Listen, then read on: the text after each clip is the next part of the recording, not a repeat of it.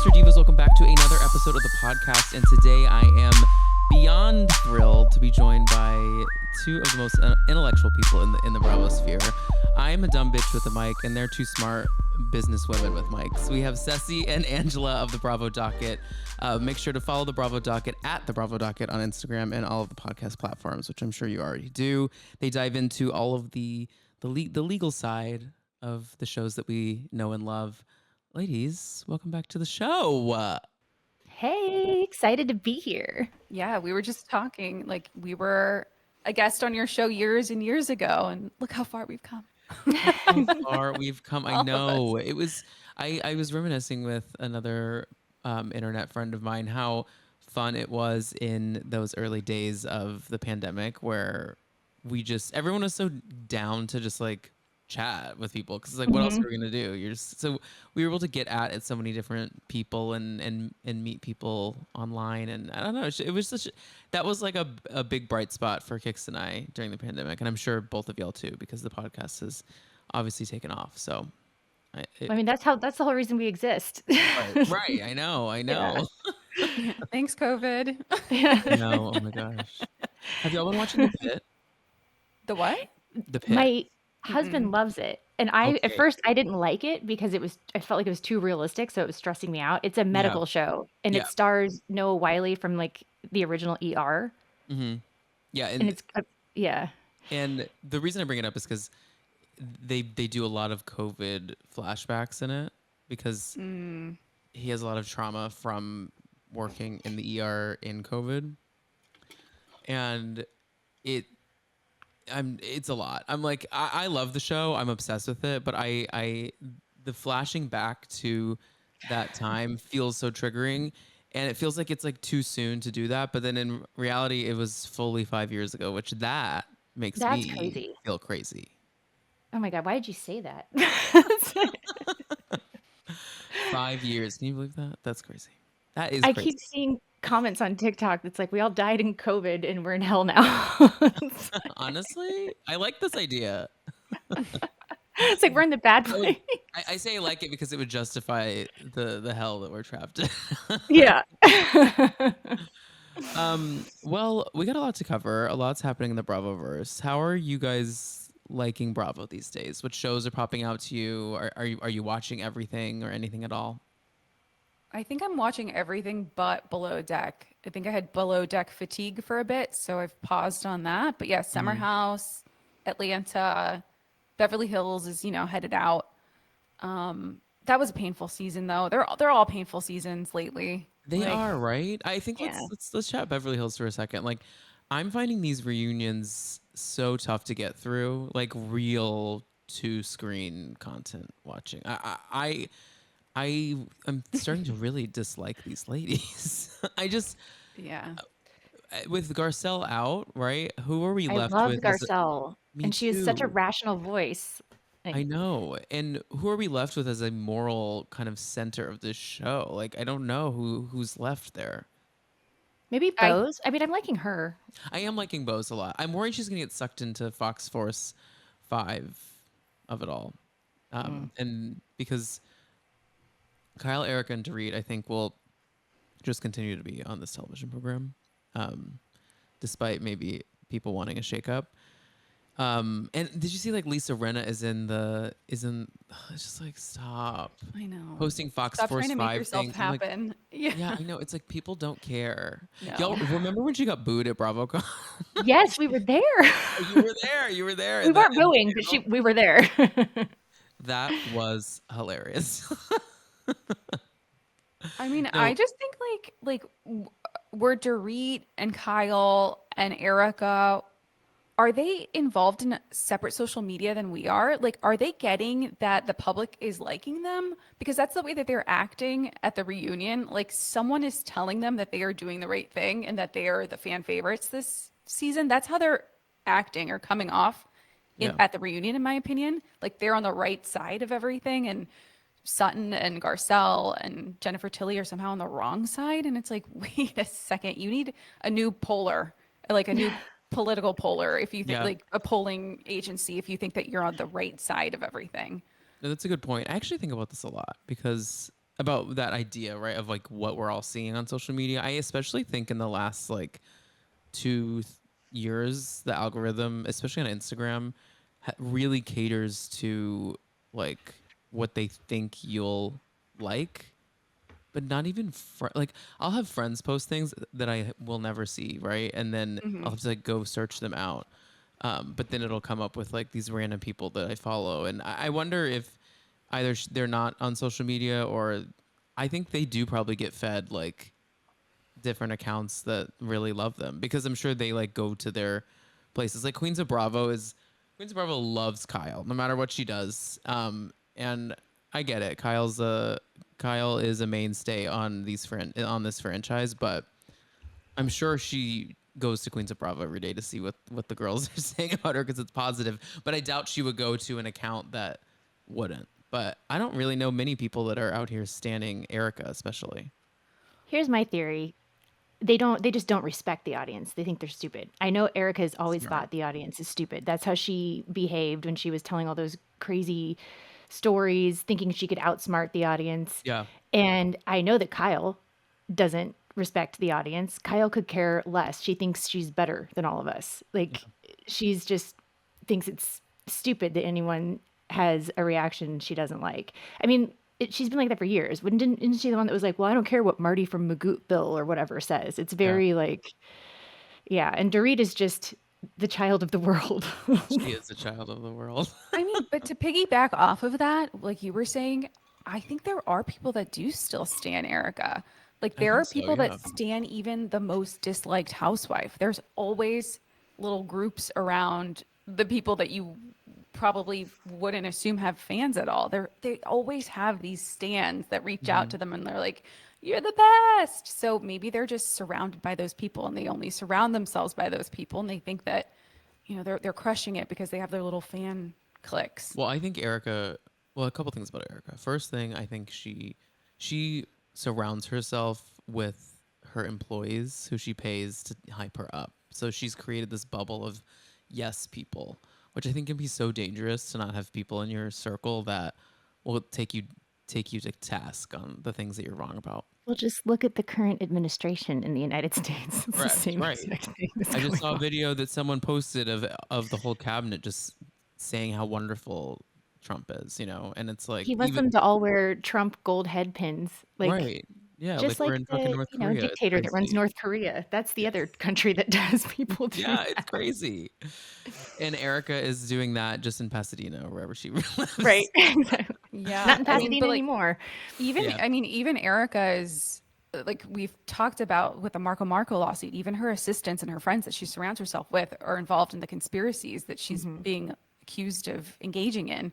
So she's even bringing them down with her. Yeah, And they're even like I want to talk about that a little engaging in bit too. actions with her. Like Yeah. Leia and Mikey, they've been named in the Marco lawsuits. So like they are And they've given written statements. They've given eating affidavits. into her, Yeah. helping her out. Yeah. Yeah, so the Marco lawsuit, could one of you just do a quick like I understand it, but I feel like a lot of the listeners and viewers don't know enough about it because like it's not showcased on the show. This isn't talking down to the listeners and viewers. I just mean like they don't have an opportunity to learn about it. There was the documentary that I did mean, the fact that it's never been brought up on Beverly Hills. Oh, yeah. And this, Yeah. Right. It's been going on for years. It's Could like, one of y'all give like a high level, like quick, like rundown of what happened? You want to do it, Angela? me? You're gonna have to jump in. Just jump in and correct me when I get something wrong. Yeah, I will piggyback off. Yeah. Okay, so back in what was it? We'll just say before she was on the show, immediately before she was on the show. Immediately before she was on the show, before Erika was on the show, she switched costume designers and she started working with Marco. Marco was already a well-established brand, made costumes for all kinds of people, way, way more famous than Erika could ever dream Like to be. Britney Spears. Britney Spears, yeah, is a good example. And his clothing and designs are It's two people. yeah, stunning. It's Chris Silla and then Marco Morante, right? Yeah. So it's two people. And the designs are stunning. I mean, just absolutely stunning. And they really have to be custom made. So, I mean, he has to hand make the patterns for the bodysuits, or Marco has to hand make the patterns for the bodysuits. And then it goes through like a whole design process, right? So you create the pattern, then you adjust it to what the customer wants, and then you add beading and like all the other stuff. So he started making Erika's like cat suits and leotards and things that she wears for her music videos.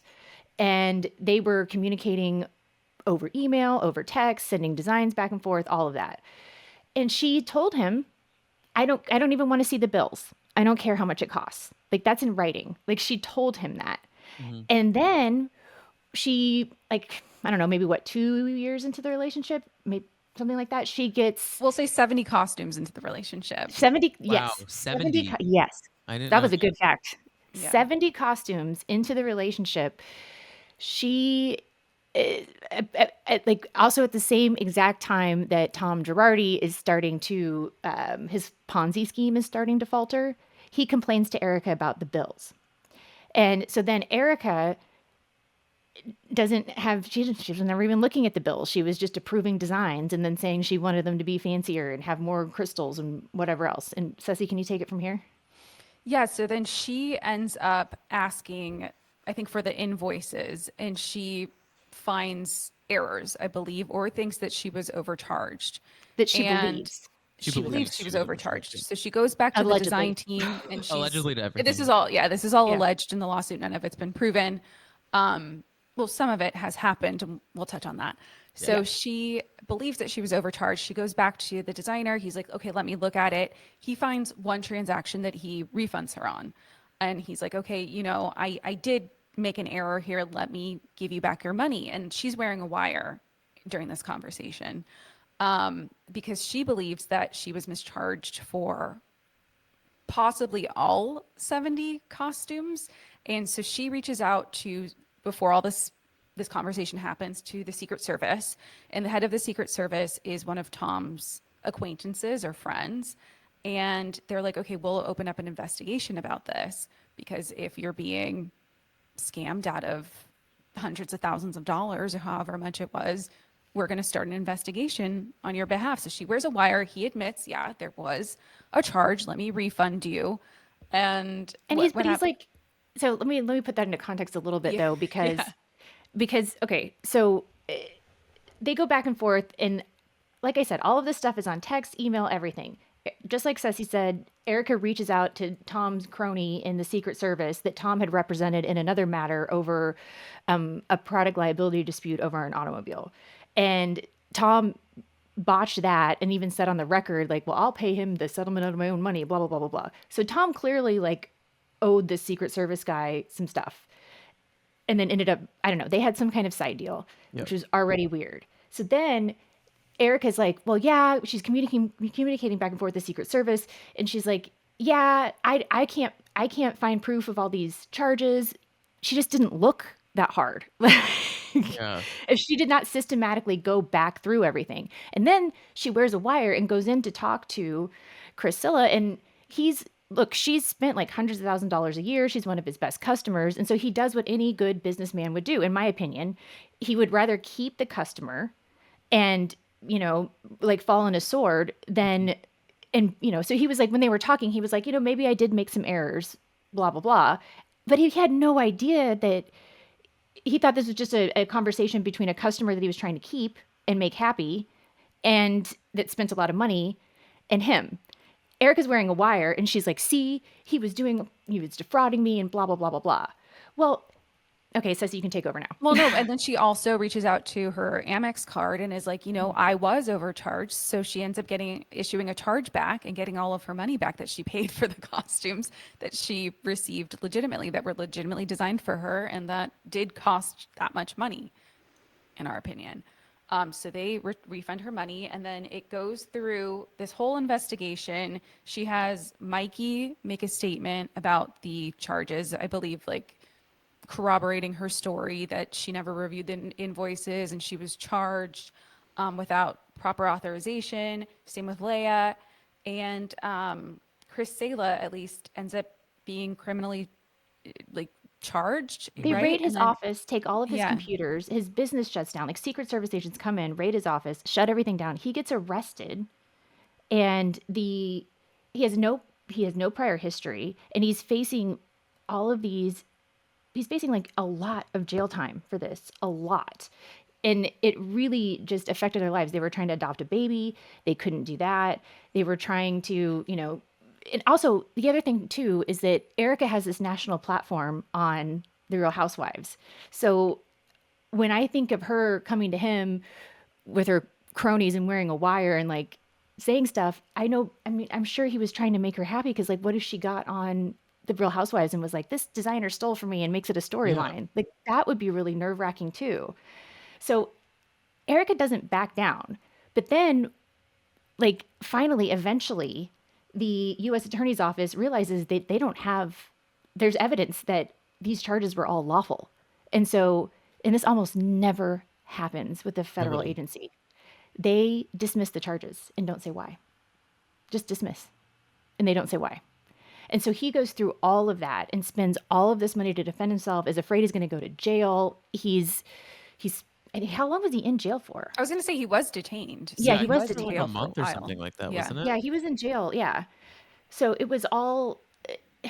So then, How does she sleep at night knowing that she unlawfully put a man in jail?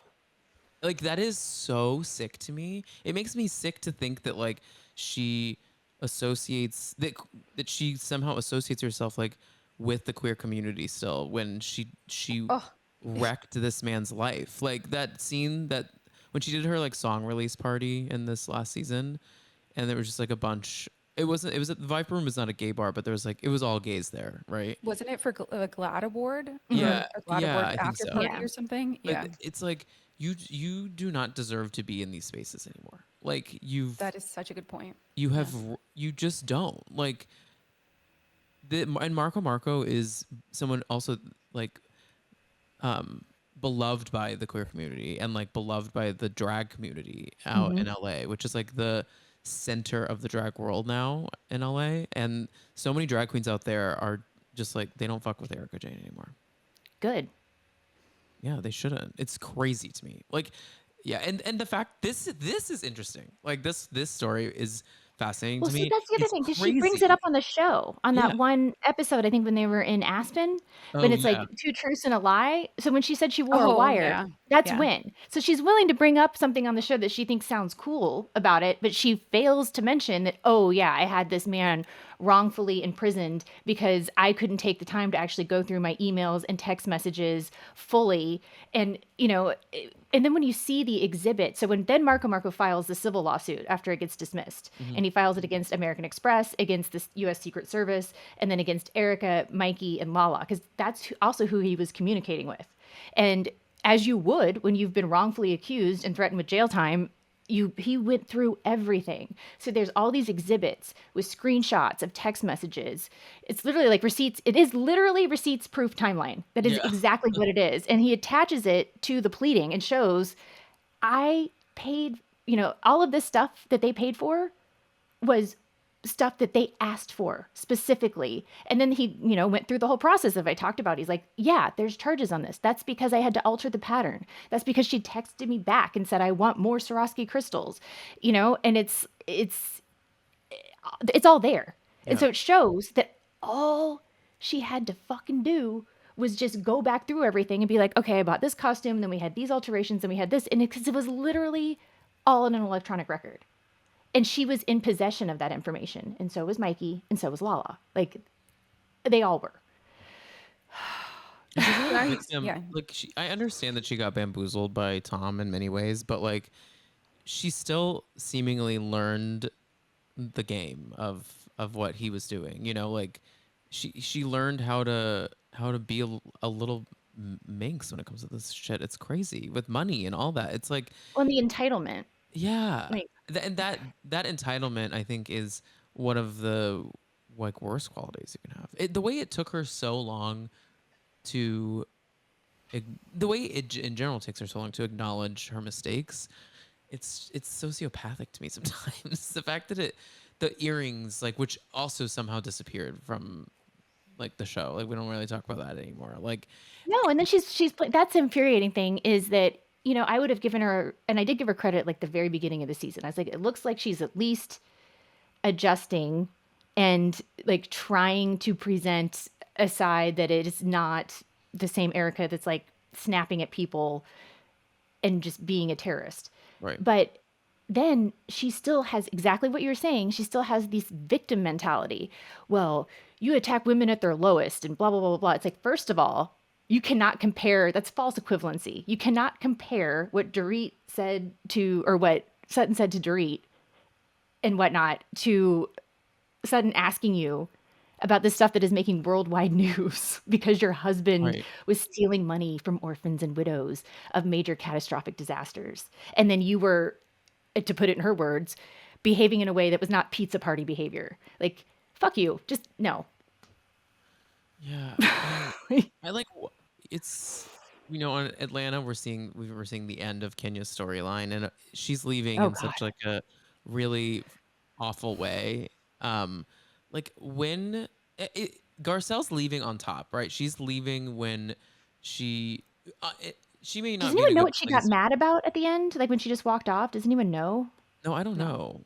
No, Because I it don't. looked like it was I something haven't seen Dorit said, anything. and she was just like, "I'm done," I think but I Dorit. couldn't tell. My theory is that someone makes a comment at that Cheers, like that last moment, and she's just You know like, what, "This is so guys? fucking I think it's ridiculous." Andy. Because Oh, you Andy's think? face, yeah, at the when they're doing the cheers, he makes this like grimace face. I took a photo of it and I can show it, but almost like, oh shit, I thought I was just joking. I Yeah. didn't mean that, Oh. and then she runs away, and then Dorit says that's so unprofessional. So I think it might have Dorit, been shut Andy up. trying to like Just shut up, maybe Dorit. piggyback off of Dorit. Yeah, maybe.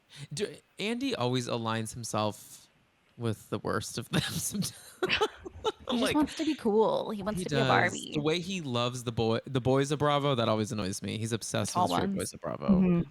Mhm. Will always be like, oh, they're just being stupid little boys, like the way Lisa Vanderpump talks about Ugh. they're just being naughty, and it's like, well, that doesn't mean it's good, you know. Yeah. Or how she told Allie she should have stayed with Oh God. Yes. So this just came out James. this week, I maybe, used to be a that huge Lisa Vanderpump fan, and she's ruining it for me. I same, like early seasons, I thought she was hilarious, honestly, brought Mhm. and elegant, I think, but then and I think she was the ideal housewife. Like she was just perfection at being a housewife. yeah, And then obviously the first couple seasons of Vanderpump Rules are some of the best reality TV that's ever been made. right. But her the difference in the way she treats the male and female cast members is infuriating.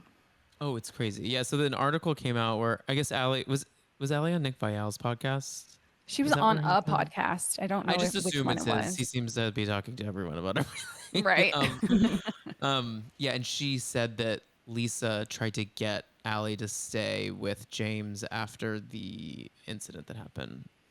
She At said their like a home. very specific quote, and I can't remember it off the top of my head, but it was something like, "Oh, you have to, you're going to date bad people, and you just have to stick through it." And I'm butchering what she said, but then I read it on Reddit, and the Reddit comments were like, "Oh, because Lisa probably took Ken from his crazy drinking days and thought she fixed him, so she believes all women should stick out with their men and fix them." And Ken was like, already a successful businessman, so Yeah, whatever he was doing when she met him I think was not the same level as James. Not that definitely that makes not it the okay, same. but Yeah, definitely not the same level, but it makes you wonder, right? Like Mhm. what his naughty we don't behavior know. was. Yeah, No, we don't nobody yeah, know. knows. We no one weren't there knows. back then. Right, I know. I don't know. Yeah, but the season Beverly Hills were ending on such a sour note. I'm bummed about Garcelle out, but I'm happy for her. Yeah, But get Yeah. what out. I was saying earlier, there was like how Erica has so much shit. Like she's gonna end up leaving this show on a low point. I don't know how she could leave on a high one. Like something's gonna happen. Like some It's shoe's gonna coming. drop something, and she's gonna have to get out. And I I think it's it might drop sooner rather than later. Yeah, it's Just coming you think mhm. with this because for sure. there's a new She's got lawsuit, isn't there? two well, there's the Florida lawsuit that So that's Marco Marco Morantes. Morante filed. And so there's a civil lawsuit in Florida that her attorney didn't show up for a case management conference. And then, which is kind of a big deal. And normally I would say, oh, they're definitely going to get away with that. But the Marco Morante's counsel attached all of these emails to like a motion they filed to the court of just Erika's attorney just not responding and not showing up for anything. So I don't know if she's running out of money or what's going on. And then she has a very strong claim, in my opinion.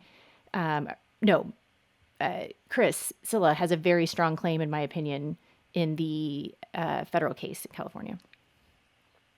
Well, then Against she's her. also End up soon owing. going. She's also soon going to trial in the bankruptcy as well for the 25 million plus that they claim that she took from Girardi's Yeah. firm and spent from Girardi's firm. So that's going to trial as well. So she's facing Yeah, that firm 3 credit card, the plus firm different American lawsuits. Express. Yeah, so it's the Amex credit card bills, the luxury goods she bought with firm money, and then some weird settlement payout that she got directly from Girardi Keese that totals over $25 million. So she has 3 different lawsuits that That's there's crazy. more, There's but 3 more, that but she's are got 3 that we know of that are. things are happening in. Yeah. Damn. Well, I can't wait to see what happens. Well, let's Oh, talk but I about. do want to point no one out will bring it up on camera though. Yeah, No no one will one bring it will. up on camera. it's No, so no. frustrating. But the closest somebody came, I think, was in, I think it was the first episode of the season, or it was close to it. It was Sutton's, was it Surrealism Party? Oh yeah. Uh huh. Jennifer Till, who was it? Was it Jennifer Tilly that wore the Marco designs to that party? Oh, she wore Marco Yeah. Marco. Yes. And then Oh, tagged Marco in the Instagram post. It was amazing. Yeah, I think she will do it. Like she'll do some sly shade. I don't think she'll call anyone Yeah. out directly though. Yeah. But that was a great way to support Marco that is. I did and not kind of clock that. just, give Erika the middle finger. Yeah, of course. Well, let's move on to Atlanta. So in Atlanta, this last episode, we are recording this on a Saturday, so we have yet to see the newest episode of the aftermath of Kenya's hair salon opening. But Kenya did reveal some, revenge porn essentially is what happened. She pulled a stunt, man. And pulled a Yeah. real big stunt. Now, my general thought on the whole situation is that, and then I'm anxious to hear both of your personal opinions on it, and also from a legal standpoint.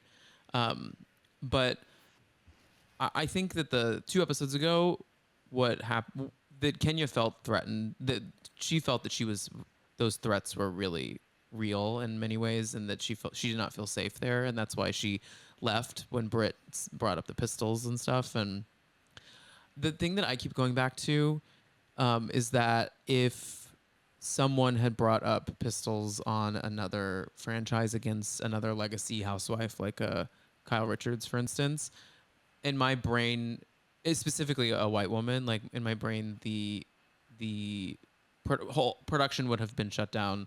That person who made those threats would have been fired, and there wouldn't have been this like apology tour the following week done on camera where she goes by everyone's things to apologize to make better. I think in a lot of ways Kenya has had to like fight for her place on this show. Like she's always trying to like she's exposed a lot about her life, and also has been in some crazy situations and never really, it seems that she's never felt protected by Bravo, and then this being kind of the straw that broke the camel's back.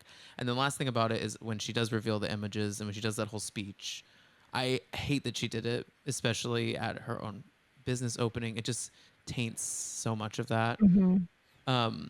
But to me, the speech felt more like she was like sticking it to production almost than the women. It felt like she was like, look at what you guys haven't protected me from this woman, and like she's here, she's literally standing outside, and so I'm going to lash out, which I don't think the lash out should have happened. But I don't know, that's my like general thought on it. What were y'all's kind of opinions on how it all went down? And I mean, I think your first point is a really interesting one. How do we think something like this would have been handled on a different franchise? Yeah. And against a different legacy housewife. I think that is a really interesting point that people should think about. But and then I also see your other point of, I feel like the conversation that we heard when they were leaving, where Kenya was like, she's got to go. This is just wrong. She's got to go. This isn't right.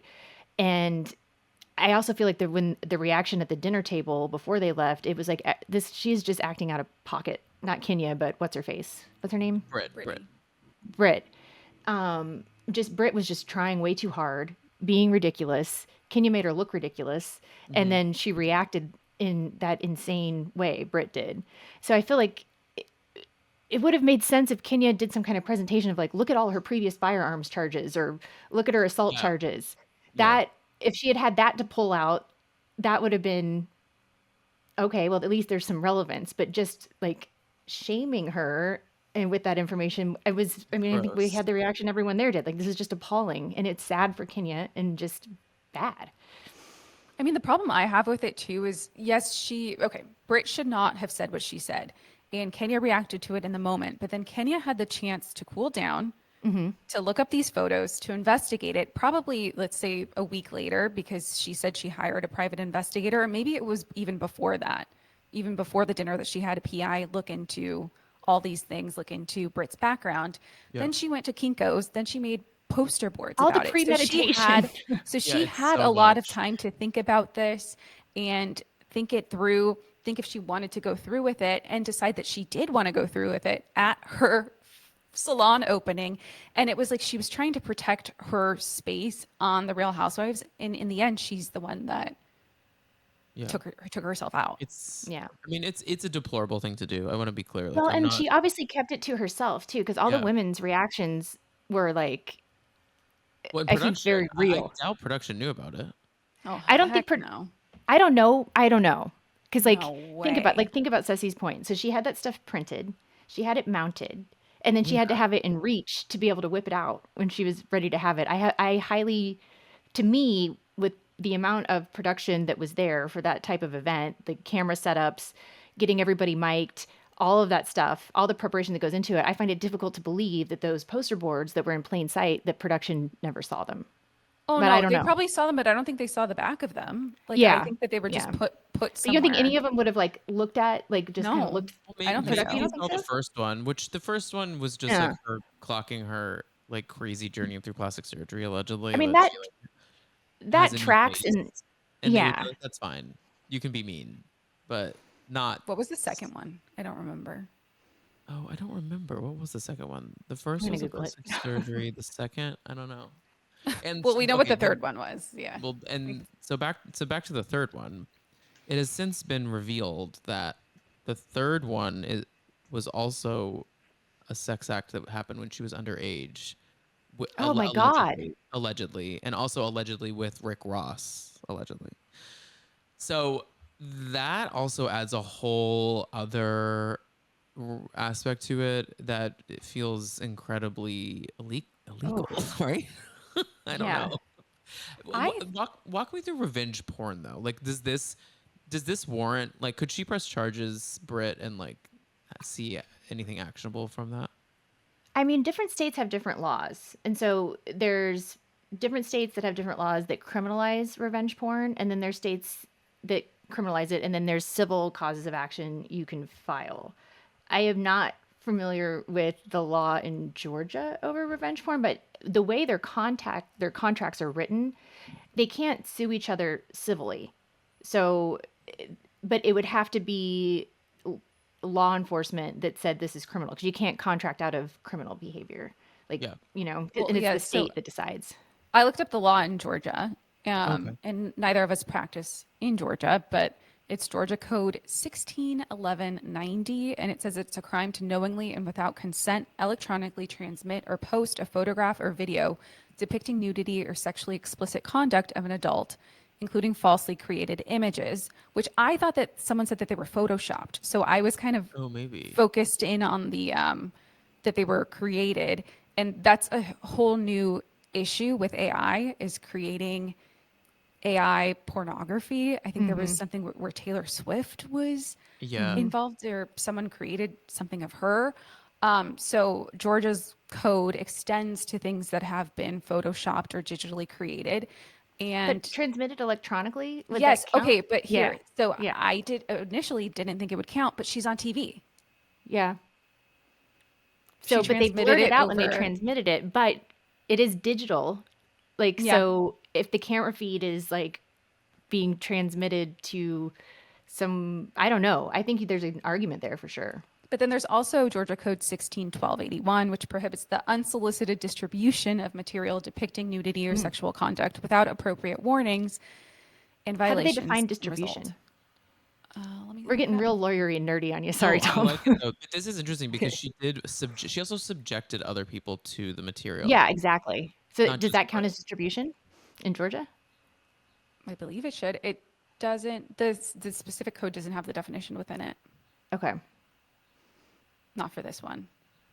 Yeah, that's interesting. I mean, no charges have obviously been put out yet, but I wonder if I kind of get the vibe that Brit wouldn't go there necessarily.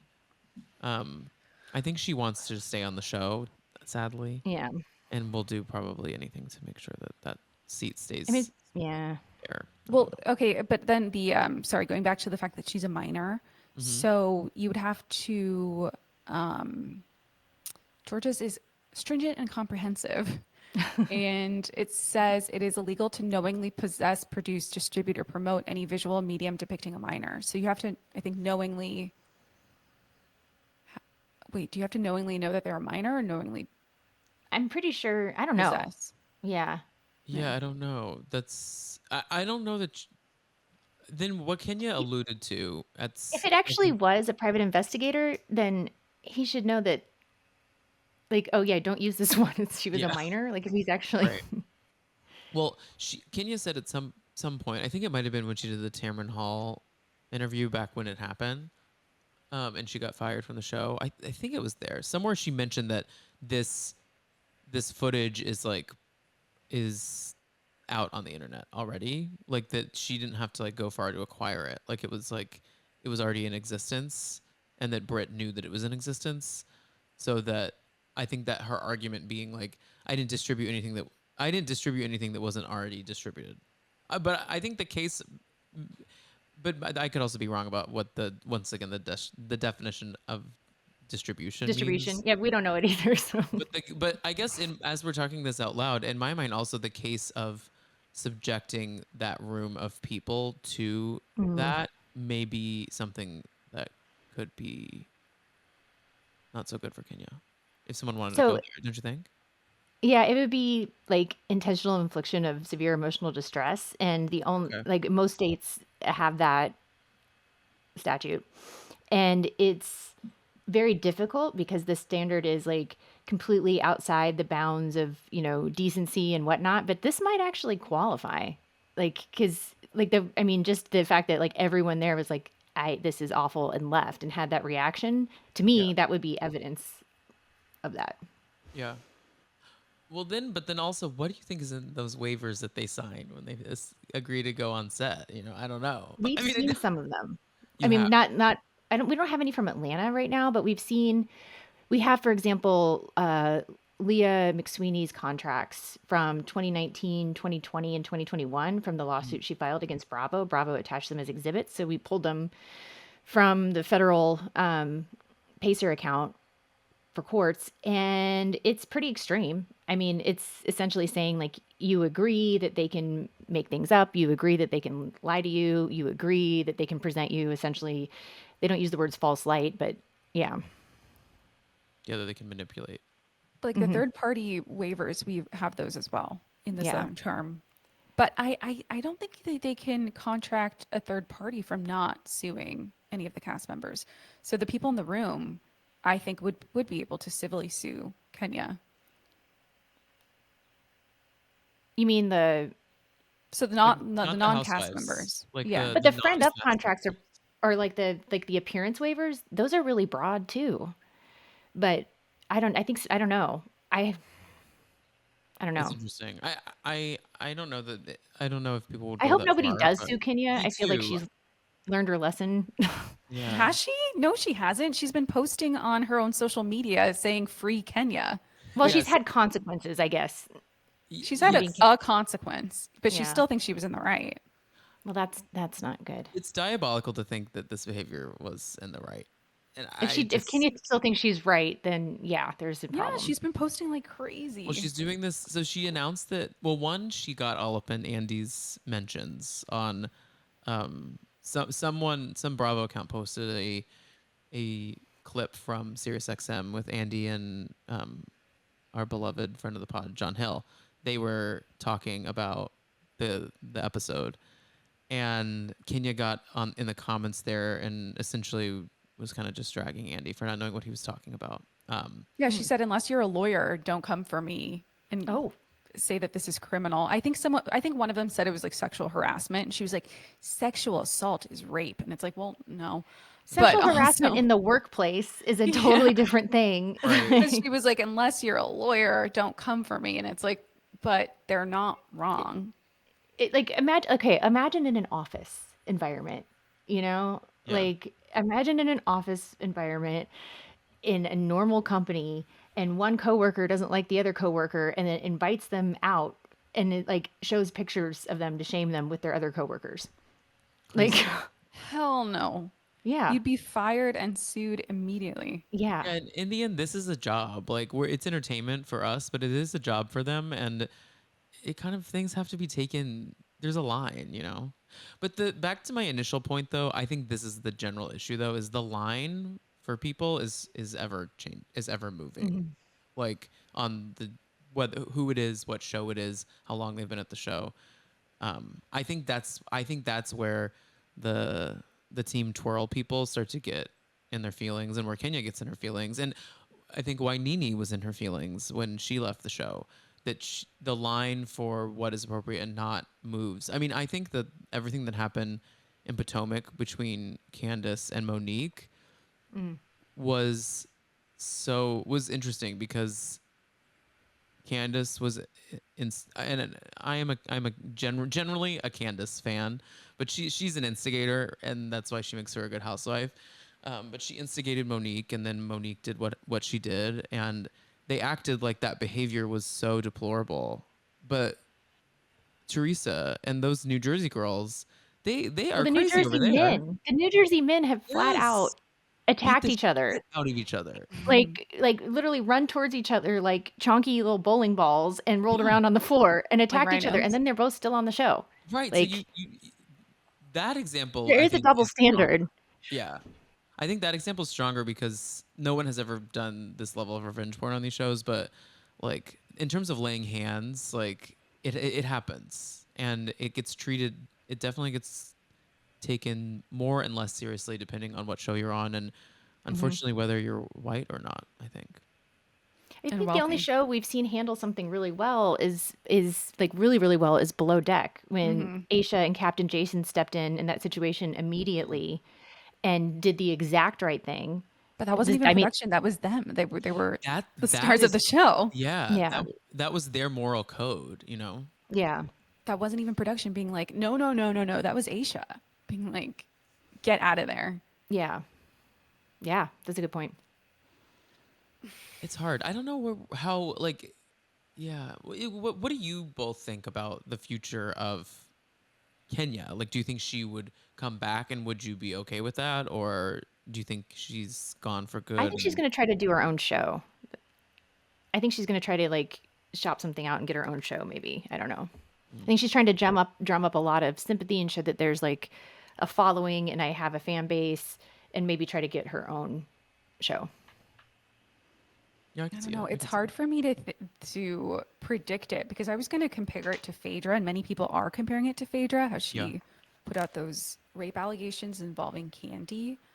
But this is different. That was an allegation, which was horrible, and she's been able to come back. But Kenya actually showed the images, Yeah. and it's like, that's just really bad. I know, and your heart also does go out to Britt too, because like this is her legacy on this show. Say the rest of the season she ends up being a star, and she's like, "Oh, we got to keep Britt around. She makes for great TV." Her legacy on the show, unfortunately, is this whole thing, and that's tough. Oh, I mean, but people have come back from, I mean, Teresa went to jail on TV. True, I Like guess. people have had. It seems like there's people who've done really bad things that have come back from it one way or the other. Yeah, So that's if she, I hope that for the yeah, fans and for her. Yeah, if we could forget Phaedra, people seem to honestly forget all They the Phaedra forget it stuff happened. completely. Yeah, if you're just Um, funny and bring good TV, people people will be forget. down to Hmm. fuck with you again. yeah. I um, mean, look at Jax and Brittany, oh and god, I am excited for the Valley to return. y'all inject it into my veins. I know. I cannot wait. I cannot wait for that to return. Yeah, the Jackson, it's gonna be tough to watch that all unfold because We all knew it was coming. We've all been seeing this like train crash from miles for like years away, just I like know. waiting. Like we know it's gonna happen. Yeah, and Jax is tough. Like everyone is on their own journey with everyone's sobriety journey is so different from He's been theirs. a But work in progress right, for how many? For like what, but 15 years him now? making this big kind of declaration about I had a him, cocaine addiction. It's I'm like, like, duh. you are the last person to realize this, I fear. It's like, we know. Like we know you. I'm happy you said it. But yes. No, or he's just saying it as an excuse to Yeah, it is. hide, It's an just excuse. to brush away some of his behavior that we haven't seen yet.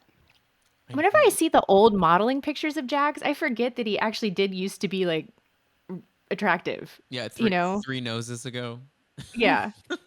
Which okay, I've had surgery on my nose. Uh-huh. Like I've had the whole thing, like turbinate reduction, septoplasty, rhinoplasty, all of it. I cannot imagine doing that more than once. Like how bad did it have to be? Like I can't imagine going through that whole healing process as many times as he has. Like that's insane. And then still using cocaine. Yeah, my God. Like maybe try a different delivery system or something. You know Maybe he what? Maybe it did. was. Maybe he was rubbing it on the gums. I don't Yeah, know. we don't Yeah. know. Maybe he did. Well, I want to talk a little bit about the um this Louis case that came out. He's being sued for $5 million of, is it tax evasion, I believe? No, he has tax liens. So Tax he liens. owes nearly $2.6 million and Teresa owes $303,000. Okay. And now, also with all this, my understanding is I that need a drink. I know, God, it's also like that you can't feel at this point. I don't feel bad No, for I don't Teresa. feel bad. You put You know better. yourself there. You've been here, and everyone in your life who was in your life before Louis is a lot of those people are gone because of Louis. Like it's crazy that she's been living in this la la land with him for so long, and I'm worried that this isn't going to end well. And I, so I don't know if you guys know more about this, but I've heard that Gia also has money in Louis' businesses and things like that, allegedly, because Louis, I think, was supporting her influencing career. And Louis is now like a TikTok. He comes up on my TikTok ads. I don't know about y'all, but Oh my God. no, he is a TikTok like manager. So he's managing these like influencers and trying to like help them be stars. I did not know And that. trying to make some money off of it. Speaking of which, Gia's new show, have you guys seen the Yeah. ads for Oh that? yeah, the children. Yeah. I'm not so sure about that one. I don't know. It doesn't look. There look like there's actually some kind of interesting people on there. Like, It looks like there's interesting people that aren't the people we already know. Like the right. people we already know. I think it's kind of crazy that Brianna. What's her name? Bierman? The little one. Yeah. Yeah. Ariana, or Ariana Bierman. I find it hard to believe that she didn't just like book a ticket to New York on her mom's credit card to pretend that she lives there to start filming the show. It's just crazy to me that she happens to also be there with the gang. I don't know. It's gonna be interesting to me though to see these kids that grew up being filmed, like now kind of how they handled like are they how they handle this, like because the the daughters, their whole life is essentially on film. They grew up Yeah. on camera, and that's such an odd experience. Like that's such an unusual way for your childhood to exist. You have Gia has literally lived ever maybe not her first year of life or first two But like years, every but major moment of her life. on camera. Yeah. Well, what I was going to say about the show is that they're trying to pin it as all these people are friends. And Yeah, don't that's lie to us. the They're not friends. They're like, I oh, we all live hate. in New York. You guys don't all live in New York, A.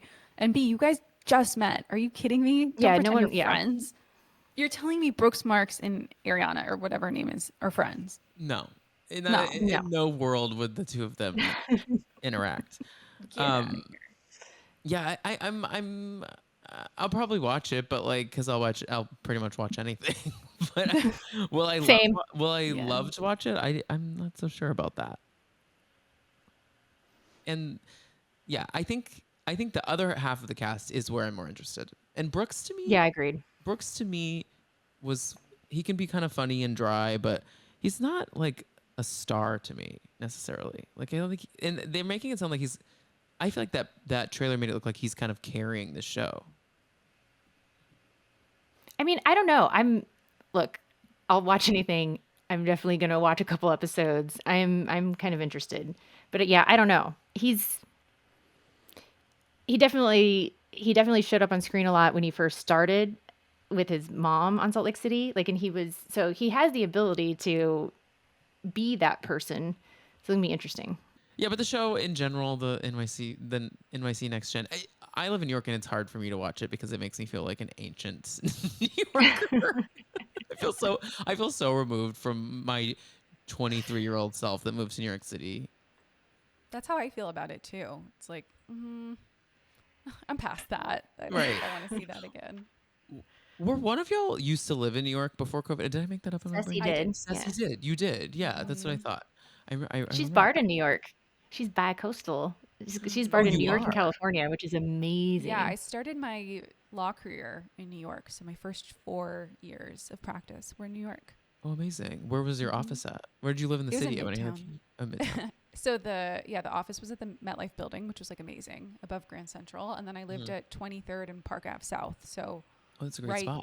down the street, yeah, from the Flatiron and the original Shake Shack and all that. Oh, I miss it so much.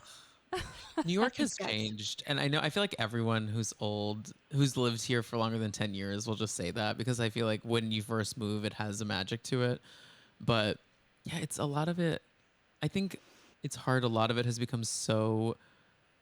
Like, capitalism is crazy, and like everything, it's lost some of the charm. Like, there's just not a lot of like. I always feel like I'm not seeing mom and pop restaurants and bars anymore that like we used to go to. It's all like chains, whether it's a chain in the Northeast or like a universal chain. Like the fact that the chains I grew up with in Texas are now in New York when they weren't when I moved here. Like there's Chick-fil-A's on every corner, which Chick-fil-A didn't exist outside of the South until like Yeah. 6 years ago, and now it's everywhere. It's just like I don't want a Chick-fil-A in Times Square. Like, can we just open up the streets again? But- wait, so back to Gia though. I want to read so Bethenny because Oh she yeah. stays in everyone's business on TikTok. I need to get their name, but y'all have to follow the. There's this there's this gay guy in Brooklyn who every day he does a Bethenny TikTok recap. It is so funny. Wait, I need that immediately. I'm I'll finding find it it. and send it to you. It is so I cry laughing. He's like, so Bethany's on TikTok today. Since it is 8 p.m. now, since 8 a.m. she's posted 13 TikToks, and then he'll like go Oh through my every God. TikTok. Like the amount of content she's putting out over there, it's wild. But He won't run She's out of been like content. that for a while. Like on Instagram, I unfollowed her because she was just constantly appearing in It's- stories. it Like, is so much content. It's like you gotta stop.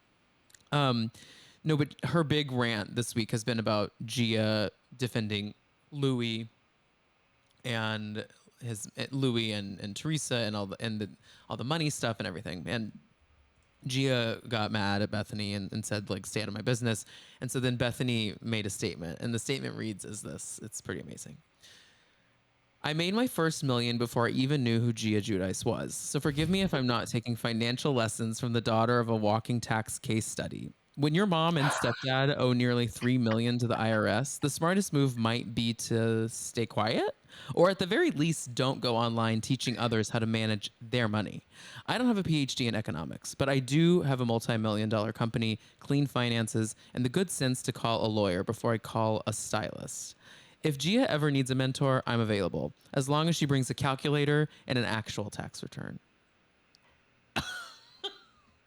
I mean, first of all, Bethenny's annoying, but she's not wrong there. Like, And that is the hardest part about Bethenny, is it not?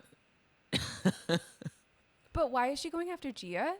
Did Gia go after Bethenny first? Gia went after Bethenny first because Bethenny is doing these like TikTok, like TED Talks where she's like talking about Teresa's finances and Louis and how she needs to get out and Louis's lawsuit and this and that. And so Gia stepped in to make some noise. just drawing more attention to it by, obviously it's going to get news. Like, I understand. I'm the oldest daughter. I am protective of my family. I would have a hard time not saying something, but so I understand Gia's feelings, but you also have to be cognizant of, when you come for somebody, what the response is likely going to be, and the fact that this is only drawing more attention to the fact that all of this is going on. And the fact that she's wrong. And the fact that she's wrong. Like, she's just wrong. So wrong. These are real tax liens. Get out of here. Well, I think that's kind of about covers it, ladies. We've talked about Beverly Hills. We've talked about, honestly, the Marco lecture that you guys both gave to the listeners is much needed. And if listeners, if this is your first intro to the Bravo docket, they do much longer than a 5-minute deep dive into a case. They do episodes and episodes on everything that's happening over there. You guys just released a PK series that I've been listening to that's incredibly interesting. And we're doing more. Our next one is about Erika. So if you enjoyed next that, two. the next two episodes are about Erika. And exactly Marco. The Marco case. Mm-hmm. Yeah. Amazing. Well, thank you guys for being here. Please tell everyone where they can follow you, listen to you, and all that stuff. Yeah, we're at the Bravo Docket on Instagram, and you can listen to us anywhere you get your podcasts. Love it. And follow Dumpster Dive. You can follow just me at the Tom Hamlet. And then make sure to check out Dumpster Dive's YouTube channel. I go live there every week on Thursdays, recapping Summer House and other Bravo news. And just, it's a fun place to get to talk to you guys over there. So go check it out. Oh, wait. Is it Evan Lazarus that does the recaps? Oh, maybe. Let me look it up. I think I just found it. Yes, that I think that's it. Yep. Okay, I just followed him. Thank you for that. Of course, he's so funny. And you guys need to come back or come on the YouTube live where we can just grab some more. Yeah, I really appreciate I love that. y'all's insight, and it's been way too long. So thank y'all for being here. And say bye to the listeners. Bye, y'all. Bye, everyone. Bye. Thank you.